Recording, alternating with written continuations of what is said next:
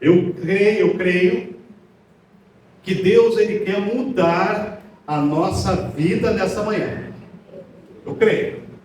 Nunca mais, eu espero que nós nunca mais, depois dessa mensagem, nós possamos pensar igual. Nós possamos pensar da mesma forma que nós pensamos até hoje.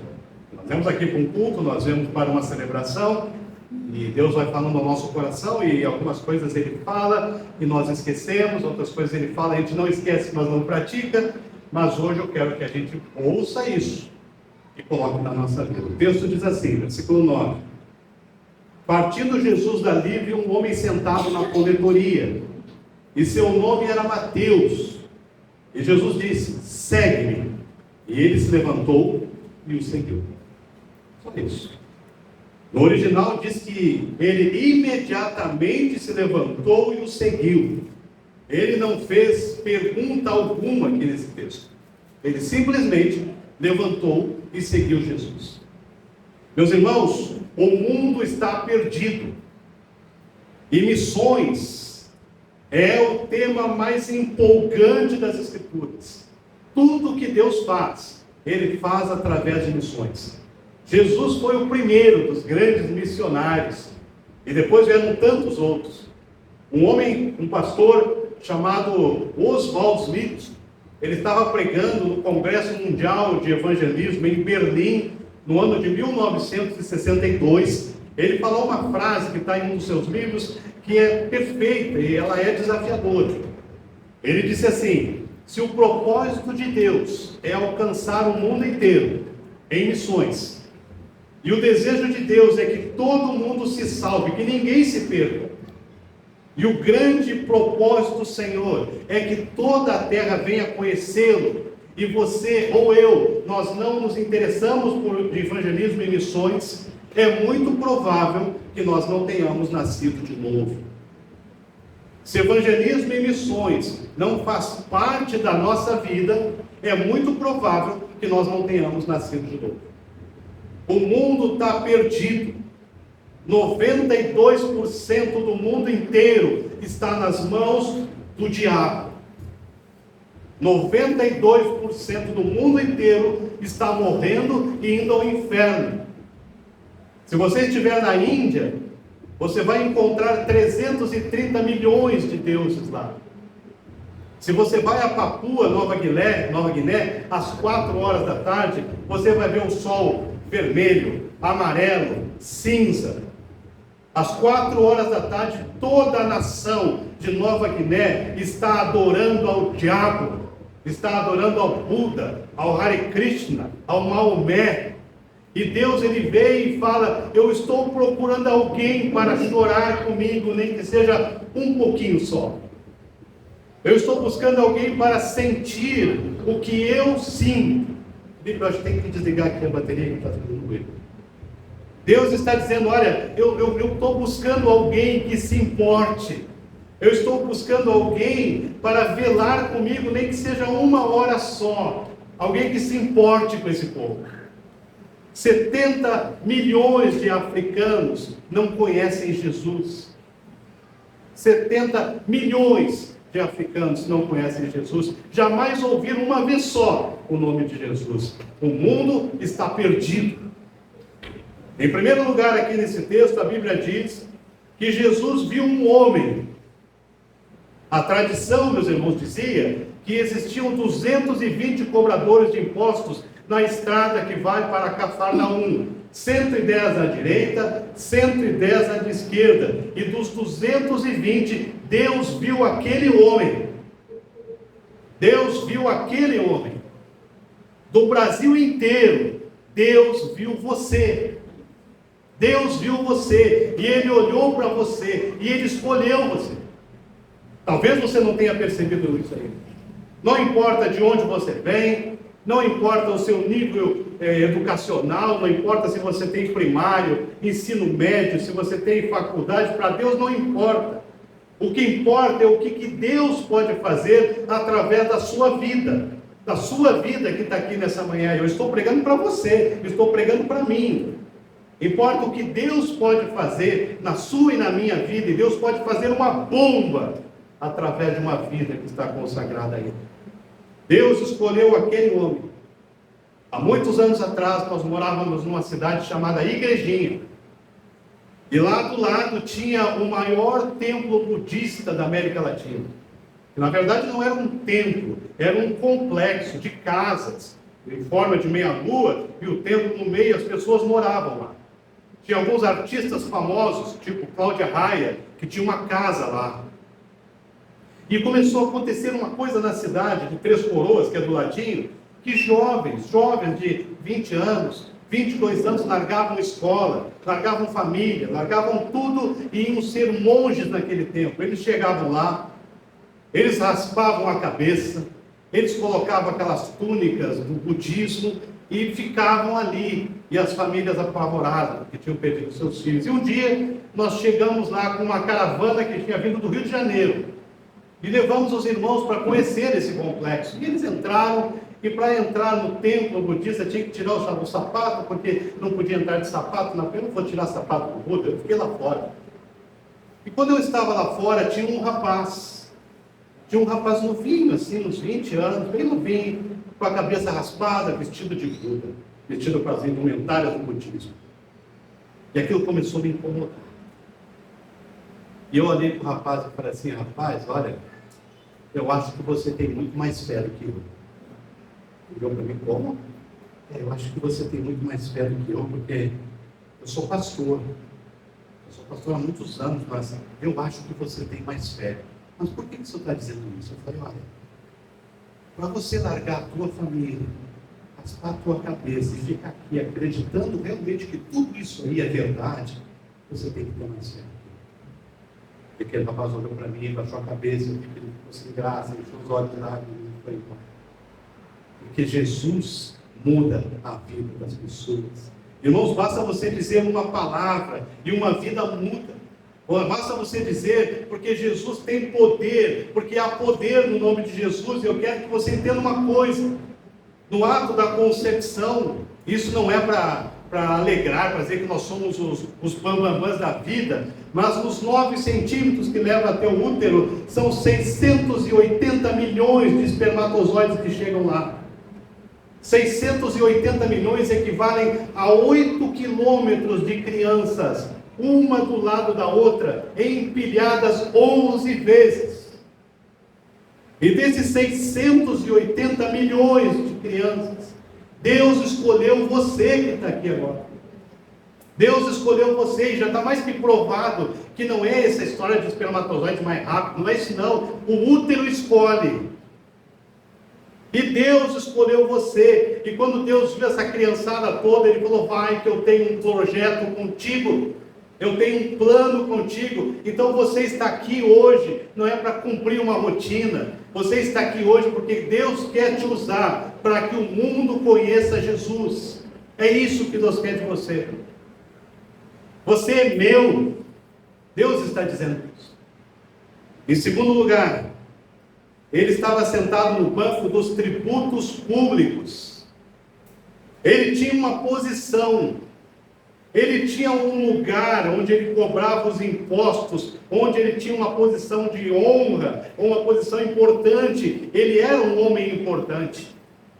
Ele era um homem que tinha a sua posição, tinha o seu sustento, tinha as suas coisas. E isso me remeteu a quase 30 anos atrás, quando Deus me chama para o ministério. Eu era funcionário de um banco, eu tive que deixar tudo. E quando eu chego no quarto que eu ia morar, eu olhei para Deus e falei: Senhor, eu não tenho nada, porque tudo que eu tenho está dentro de uma malinha, e eu não tenho mais nada. E eu passei lá todas as necessidades que você pode imaginar. Eu passei lá, pensei em desistir. Uma vez eu estava na janela do meu quarto, era um sábado, não tinha ninguém no seminário. Eu era o único aluno solteiro que trabalhava na própria cidade, então eu ficava lá, não tinha o que comer. E eu olhei pela janela, e a uns 40, 50 metros, tinha o prédio dos casados, dos alunos casados, e eles fizeram uma vaquinha lá e começaram a assar carne. Talvez seja por isso que eu gosto tanto de carne. Porque eles estavam lá assando uma carne, e eu na janela do meu quarto, que era no segundo andar, eu senti o cheirinho daquela carne. E eu não tinha nada para comer, eu só tinha um café e açúcar. E eu fui no meu quarto, tinha uma pia, enchi o copo d'água da pia, porque eu não tinha onde esquentar, e enchi de café, e enchi de açúcar para ficar aquela gosma, para ver se eu tomava aquele café e me repunava e passava aquela fome, aquela vontade de comer aquela carne. E eu disse para o Senhor: Senhor, eu quero desistir. E Deus veio para mim: olha, eu não uso crianças. Eu não uso crianças, eu uso homens e mulheres preparados. E Deus fala ao coração: porque eu vou levar você onde você nem imagina. Eu vou te levar tão longe que lá não há papai, não tem mamãe para te sustentar. Lá eu uso homens e mulheres preparados. Irmãos, a sua convicção de cristão, a sua convicção do seu chamado, você não deve vender nunca. A sua convicção, você não deve comprometer a sua convicção nunca, porque essa convicção é o mais importante que você tem. Se você hoje é cristão, você entregou a sua vida a Jesus, você se batizou, você faz parte de uma igreja, não caia no engano de pensar que a sua vida é vir no domingo, todo dia no domingo no culto. Não caia no engano de que a sua vida é só estar na igreja. Não. Deus quer usar você segunda, terça, quarta, quinta, sexta, sábado, domingo, o tempo todo, porque Ele usa homens e mulheres corajosos, intrépidos, que não se entregam por nada. Eu não sei se você ouviu falar de um homem chamado Júlio, pastor Júlio. Ele participou do avivamento na Colômbia. E ele estava então tentando motivar as igrejas para terem pontos de oração. E ele chamava um pastor, chamava outro, reuniam assim grupos pequenos para orar.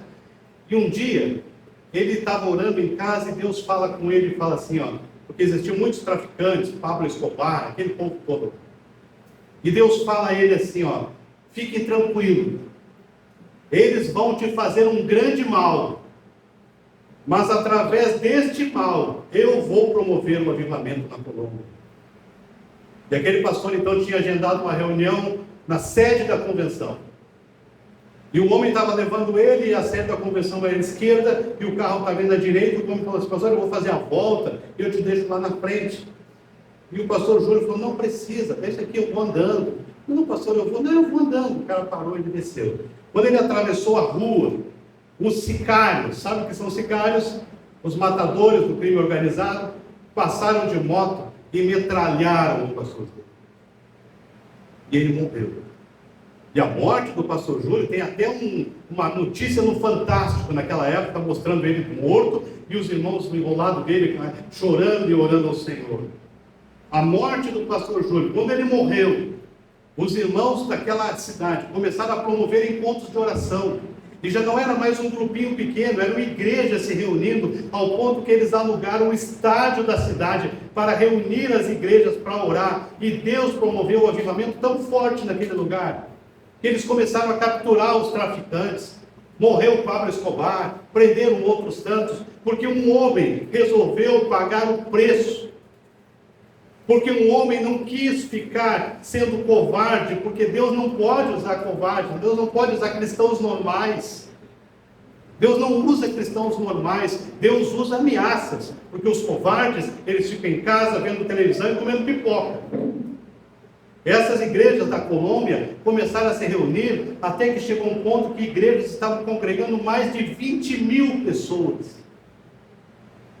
Os inimigos podem ferir o seu corpo, mas eles não podem tocar na sua alma. Quando você reconhece que tem um chamado, quando você, meu irmão, reconhece que tem um propósito específico, nada pode abalar você. Quantas vezes essa semana nós falamos de Jesus para alguém? Quantas vezes? Quantas vezes nós compartilhamos do amor de Deus? Quantas vezes nós falamos Jesus te ama? Quantas vezes nós falamos vamos na igreja? A gente não fala. A gente vai deixando passar, meus irmãos.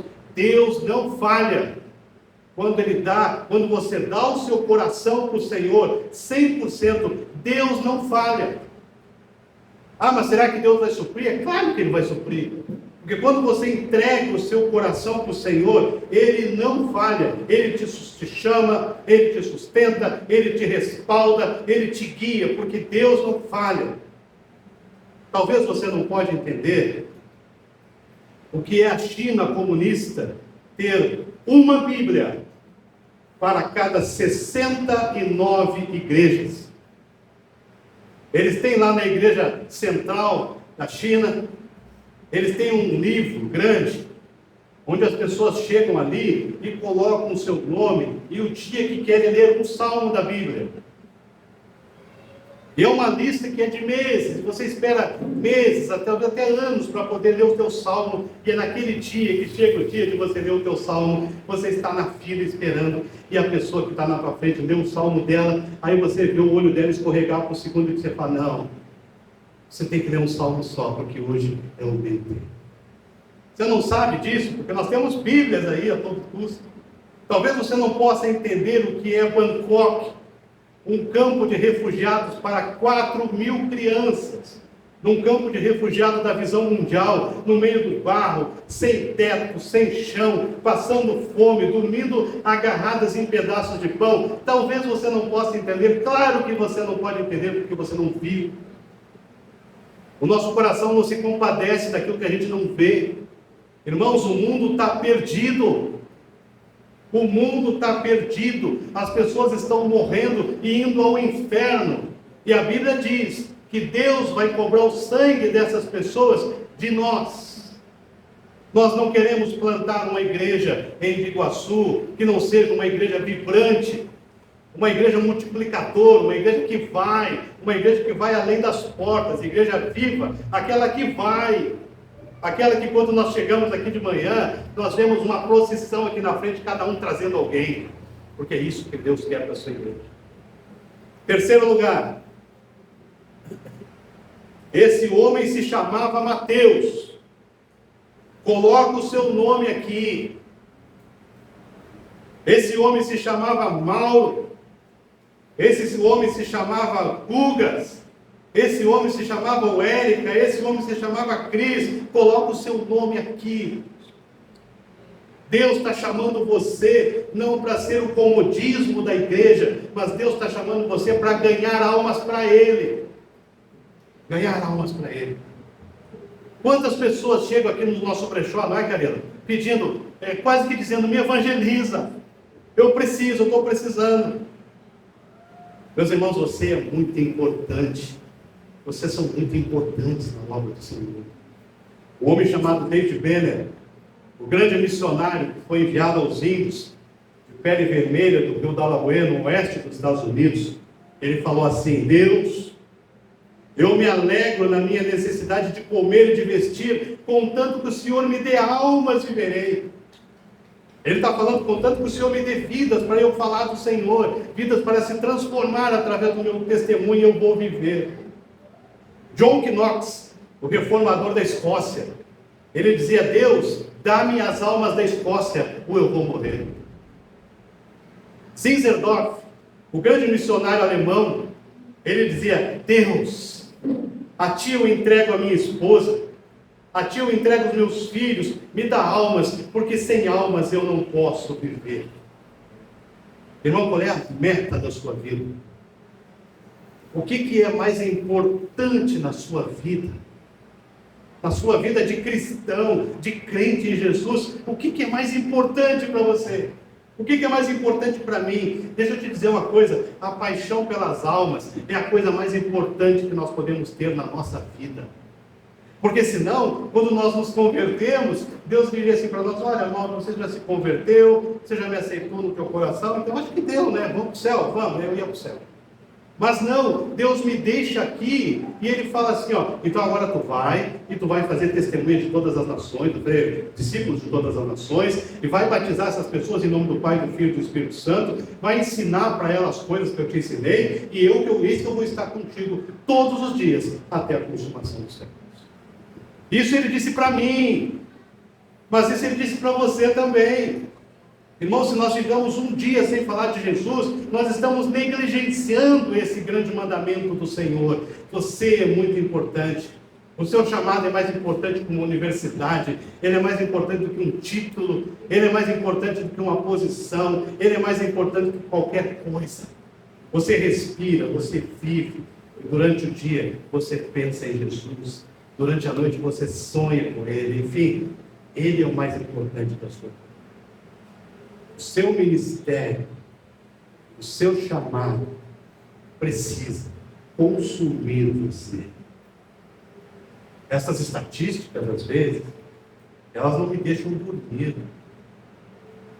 Quando eu olho para Iguaçu, quando eu olho para São José, Florianópolis, Palhoça, isso não me deixa dormir. Porque as pessoas estão morrendo e a igreja do Senhor está preocupada.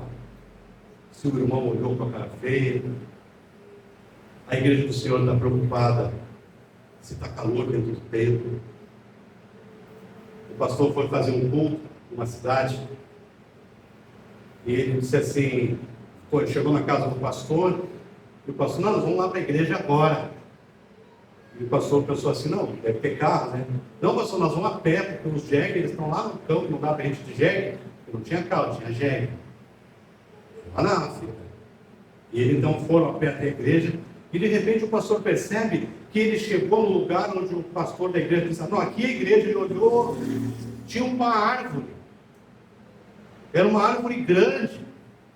Mas não tinha igreja, não tinha banco, não tinha ar-condicionado, não tinha um som, não tinha uma bateria eletrônica, não tinha microfone, não tinha nada. E o pastor falou, tá, mas onde que é a igreja? Não, pastor, a igreja é aqui hoje. É aqui.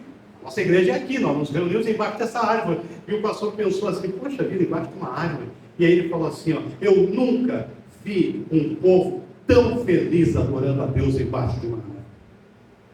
Irmãos, às vezes nós estamos tão apegados, nós estamos tão presos nas coisas que nós queremos, uma cadeirinha almofadinha, um banquinho legal, um ar-condicionado, um som, um cafezinho na porta, e as pessoas estão morrendo sem Jesus. E a gente diz, não, mas se nós não tivermos uma estrutura, a gente não pode fazer. Como não pode fazer? As pessoas estão morrendo. Em quarto lugar, Jesus disse a ele, segue-me. Jesus não disse aqui qual seria o seu salário. Jesus não falou quais seriam as suas retribuições. Ele apenas disse, segue-me. Só isso. E sabe o que o Mateus fez? Levantou e foi. Irmãos, na Holanda, em 1983, estava acontecendo a conferência do pastor Billy Graham. Era uma conferência para evangelistas. E eram 9 horas da manhã e o pastor estava pegando o metrô para ir para a conferência. E ele passa e ele vê um jovem punk. Naquele tempo tinha aqueles jovens que os cabelos espetados, cheios de brincos, de coisas. E na camiseta do rapaz estava escrito assim, ó, I born to go hell. Sabe o que significa isso? Quem é bom de inglês aí? I born to go hell. Eu nasci para ir ao inferno. Aquele pastor teve um choque ali. Ele teve um choque, ele chamou o rapaz e disse, não, você não nasceu para o inferno, você nasceu para ir para o céu. E aquele rapaz olha para o pastor, você fala isso, você está aí, ó, tênis, sapatinho caro, paletó, gravata, e o pastor fala assim, esse é o problema? Então tirou o paletó, tirou a gravata, não é mais problema. E ele falou assim, eu quero investir o meu tempo com você. E o jovem falou, não se interesse por mim, porque eu sou um lixo, e ninguém liga para mim. Ninguém precisa se preocupar comigo. E o pastor, você não é lixo para Jesus. Isso é mentira. Jesus te ama e eu também te amo. Irmãos, a mãe desse rapaz, ela tinha tido esse rapaz na prostituição. A Holanda, meus irmãos, é horrível. Na zona vermelha da Holanda, as mulheres estão dentro de, como se fossem vitrines individuais. Um monte de vitrine de vidro. As mulheres dentro da vitrine, nuas, e na vitrine em cima tem uma plaquinha com o preço da prostituição. É horrível. E esse rapaz, ele tinha tanto ódio, ele tinha um ódio tão grande da mãe, mas Deus foi trabalhando no coração dele, e o pastor falou assim, se ninguém se importa com você, eu me importo. Eu estou aqui para dedicar o meu tempo com você. E bastou isso. E aquele jovem se ajoelhou no meio da rua. E ele começou a glorificar o Jesus. Ele começou a se render a Jesus. Porque, irmãos, uma alma só. Uma alma só é mais importante do que um estádio inteiro. Há pregadores que são para estádios, mas pregar um estádio e pregar uma pessoa, a palavra é igual, o poder é igual, o sangue de Jesus é igual, o sacrifício é igual, e nós temos que levar o evangelho às pessoas. Uma alma é mais importante que o mundo inteiro. Não dá para a gente viver a nossa vida tentando buscar pregações que acalentem o nosso ego. Buscarmos pregações que digam que nós somos o centro de tudo, que nós somos... Não, irmãos, nós estamos nesse mundo para pregar o Evangelho do Senhor. Essa é sua responsabilidade e essa é minha responsabilidade. As pessoas da nossa cidade estão morrendo e 92% dessas pessoas vão ao inferno. E o povo de Deus está por aí, fazendo showzinho, não se preocupando com as vidas, não se preocupando com as pessoas, mas graças a Deus existem alguns que ainda estão. Cid me falou que tinha um grupo lá evangelizando lá na Silveira Mar, né? Graças a Deus que tem grupos que vão, graças a Deus que nós vamos, porque uma alma vale mais que o mundo inteiro. Quinto e último lugar. Quinto e último lugar. Ele se levantou e o seguiu. Ele não fez pergunta nenhuma. Ele não perguntou qual seria o seu salário, ele levantou e foi. Irmãos, preste atenção. Um dos grandes problemas que nós estamos enfrentando hoje é o problema da convicção no chamado e no ministério e da obra que o Pai te deu nas mãos. O problema da dúvida, se Deus deu um dom, se Ele não deu. O problema do medo, será que Ele vai suprir? Claro que Ele vai suprir. Quando Deus resgata, Ele te chama, Ele te capacita, Ele te envia e Ele te respalda. Mas é claro que há um tempo que a gente fica um pouco escondido, sim. Há esse tempo. Deus disse a Elias em 1 Reis 17, Deus fala assim, ó, esconda-te no arroio de Zerete. Ele ficou lá 3 anos. Sustentado por uma viúva, o filho dela morreu, ele foi lá, orou, o rapaz ressuscitou, e ele ficou sendo sustentado por dessa viúva. Mas 3 anos depois, 1 Reis 18, veio a palavra de Deus a Elias e disse, agora, mostra-te a Israel. Há um tempo para se esconder, e há um tempo em que Deus vai te levantar como coluna. Deus quer usar você. Deus tem um plano contigo. Deus tem, você não é qualquer coisa, você é o melhor que Deus tem, porque Deus te criou para a glória dele, mas sem Deus nós não somos nada. Você precisa, e eu preciso, não podemos nos desviar do que Deus quer que nós façamos. Você está fugindo do teu chamado? Reflete aí onde você está. Você está fugindo do teu chamado? Está fugindo daquilo que Deus quer que você faça? Está fugindo daquilo que Deus te colocou como dom para você desenvolver? Está fugindo disso? Irmãos, nós devemos ser um farol na escuridão. Um farol que aponta para o caminho, para que os outros possam ver. A Bíblia fala que nós somos atalaias. Sabe o que eram atalaias? Existiam as cidades muradas, e os homens colocavam um homem numa torre lá em cima. E o homem ficava lá observando. Se ele visse o inimigo chegar, ele tocava uma trombeta. E aí o povo todo se preparava. Agora você imagina se o atalaia está lá em cima, os inimigos estão chorando e o atalaia está dormindo. Os inimigos estão chegando, o atalaia está dormindo. O que vai acontecer? O inimigo chega e toma a cidade e mata todo mundo. Nós somos atalaias do Senhor. Nós não estamos aqui para ficar dormindo. Nós não estamos aqui para perder tempo, nós estamos aqui para pregar o Evangelho. Ainda há milhões de pessoas que nunca ouviram a mensagem do Senhor. Você é importante. Olha para a pessoa que está do seu lado e diga, você é importante. Fala. Você é importante. Você é importante. Há milhões de pessoas que precisam ouvir a palavra do Senhor. Marcos, capítulo 10, versículo 27, fala assim: e Jesus, olhando para eles, disse, para os homens é impossível, mas não para Deus. Por quê? Porque para Deus todas as coisas são possíveis. Um desembaraço da vida de Paulo está em Filipenses 3,14, quando ele fala assim, ó, eu prossigo para o alvo pelo prêmio da vocação celestial de Deus em Cristo Jesus. Quer dizer, o meu objetivo é cumprir a mensagem do Senhor. É muito longe para voltar, nós não podemos parar. Nós não podemos parar hoje. Deus nos chamou, Deus reuniu esse grupo aqui, e isso tem um propósito. Deus quer te usar quando você sair daqui. Deus quer colocar pessoas no teu caminho, para que você possa pregar o Evangelho. Deus quer colocar pessoas para que você possa trazer para a igreja, trazer para os pequenos grupos. Irmão, como é difícil criar pequenos grupos, não é, Olaine? Como é difícil, gente. Eu falo aqui quase todo domingo. Não, quase não. Eu falo aqui todo domingo. E a gente não consegue criar PG. Sabe por quê? Porque o povo de Deus está muito ocupado. O povo de Deus está muito ocupado com o seu trabalho. O povo de Deus está muito preocupado e ocupado com as suas coisas. E as pessoas estão morrendo sem Jesus. E vai chegar o dia que Deus vai cobrar isso de nós. Igreja viva é aquela que vai. Eu quero ser uma igreja viva. Você quer também? Quem quer diz amém. Está muito fraco. Quem quer diz amém. Amém. Fala no versículo de novo. Marcos 9. 9. Mateus 9.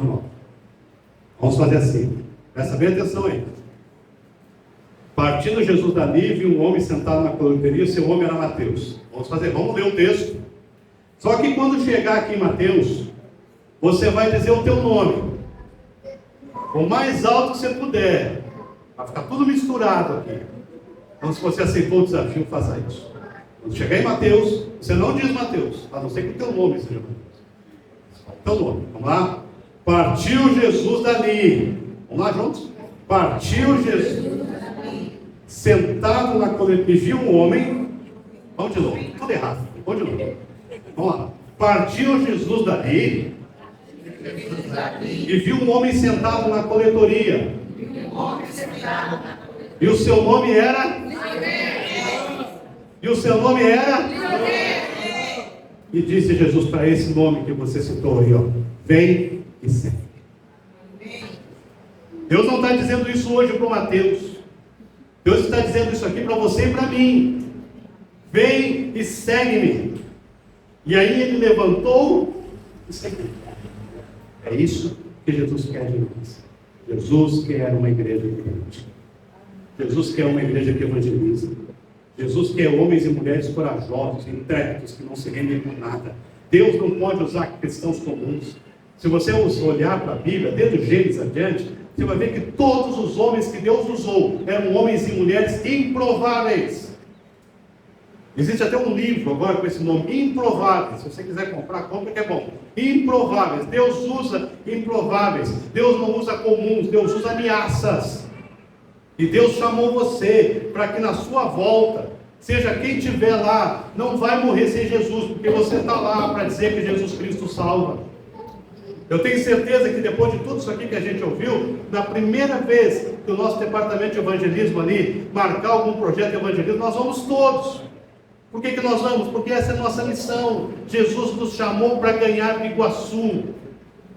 Jesus nos chamou para ganhar essa cidade para Ele, e nós vamos em nome de Jesus. Não estamos preocupados em grandes prédios, em grandes estruturas. Eu estou aqui preocupado muito pouco com isso. Eu estou preocupado que nós temos aqui homens e mulheres corajosos. Homens e mulheres que ganham gente para Jesus, porque essa é a nossa missão. Que Ele nos abençoe. Amém? Vamos ficar em pé, meus irmãos. Queria que você baixasse a sua cabeça. Eu queria orar por aqueles que Deus tocou no coração nessa manhã. Nem sempre nós estamos olhando as coisas do jeito que Jesus quer que a gente olhe. Nem sempre nós estamos fazendo as coisas do jeito que Jesus quer que a gente faça. Mas em nome de Jesus, hoje vai ser um marco na sua vida. Você dizer, Senhor, eu estou pronto. Talvez até hoje eu não tenha feito do jeito. Talvez eu não tenha feito do jeito que o Senhor queria que eu fizesse. Mas eu estou pronto, Senhor. Trabalha na minha vida. Trabalha no meu coração. Tira de mim o egoísmo. Tira de mim, Senhor. Se você é essa pessoa, eu quero te convidar aqui junto comigo. Vem aqui na frente para a gente orar. Sai do seu lugar, em nome de Jesus. Se você é essa pessoa que Deus falou assim como falou comigo nessa manhã, sai do seu lugar, Deus vamos orar juntos. Em nome de Jesus.